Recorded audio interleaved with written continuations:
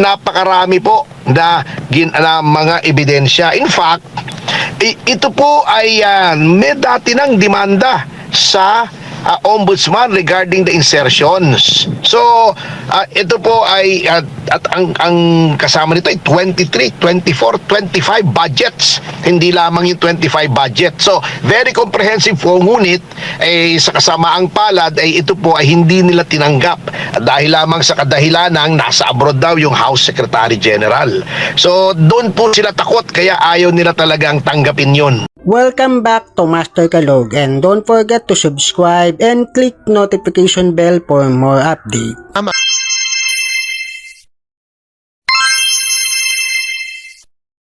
Alam nyo po, isa din yan sa tingin ko ay nagpo-posturing para magka-presidente.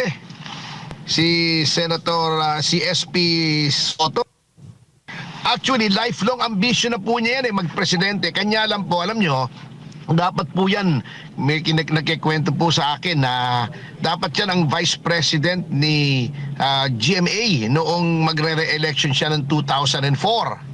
Ngunit, ang nangyari po ay nasilat sapagkat noong nag-raid po yung PIDEA sa bahay ng isang drug lord ay mayroon pong isang nahuli roon na armadong tao na noong chinek ang background ay isang pulis na officially assigned as security ni Senator Soto. So nagkaroon ng skandalo, he was dropped, kaya lang dapat vice president na yan. Ngayon, since there is a vacuum, walang mamanok ang Malacanang against sa Sara Duterte, yun ang pinupuntirya niya kasi at nagagalit siya na hindi natuloy yung impeachment ni Sara Duterte. At actually, ang kanyang mga remarks laban sa Supreme Court ay nakakabastos na ng Supreme Court. Kaya kami nga po, yung grupo namin ay nagbabalak na maghain ng petition sa Supreme Court to cite him in indirect contempt sapagkat yung mga sinasabi niya po laban sa Supreme Court ay goes beyond legitimate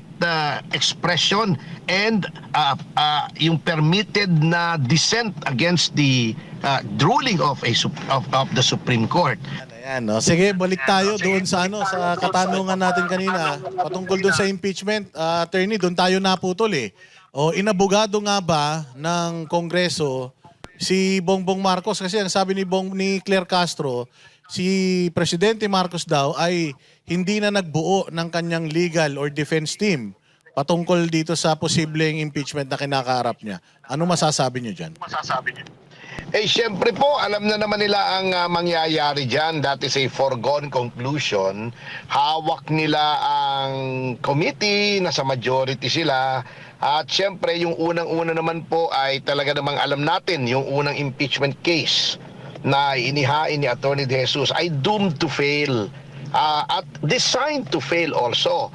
Yung sa makabayad naman ay talagang alam nyo yung loyalties naman ng grupong yan ni na Titinho at saka ni na Laila de Lima ay talaga naman pong doubtful po yan kasi mga kaalyado yan di ba? Meron silang tactical alliance with the majority. Ang ginawa po kasi nila, yung aming kaso, yung dapat ito ay third, ay binlock nila. Ito po ang maraming ebidensya. Nakita nyo naman po nung pumunta kami sa House Secretary General. Male-maleta po ang dala namin. Napakaraming mga USB na containing videos, mga dokumento. At comprehensive po yung aming impeachment complaint mula sa insertion, mula doon sa pagkidnap kay Tatay Digong, mula doon sa flood control. Ay napakarami po na mga ebidensya. In fact, ito po ay may dati ng demanda sa ombudsman regarding the insertions. So, ito po ay at ang kasama nito ay 23, 24, 25 budgets. Hindi lamang yung 25 budget. So, very comprehensive po, ngunit sa kasamaang palad ay ito po ay hindi nila tinanggap dahil lamang sa kadahilanang nasa abroad daw yung House Secretary General.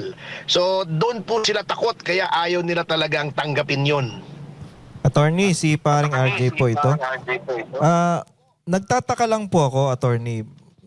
napansin ko, nung kay impeachment po ni PBBM, meron silang ganto.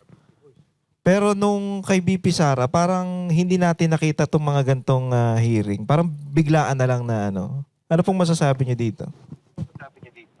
Yun nga po kaya nga po yan ay, yung una ay in-invalidate nila sapagkat yung third mode of transmitting articles of impeachment, yung 1/3 or more ng membership ng House. Kaya nga po sabi ng Korte Suprema, dapat ay bigyan lahat yan ng kopya ng complaint at yung mga ebidensya because due process requires na sila ay makita muna nila yung ebidensya bago sila bumoto at nagkaroon yata ng mga matibay na patotoo na hindi naman lahat ng mga pumirma ay nakita yung complaint ng impeachment. Basta-basta pumirma na lang for whatever reasons, we don't know how many millions or tens or hundreds of millions of reasons, ay pumirma na lamang.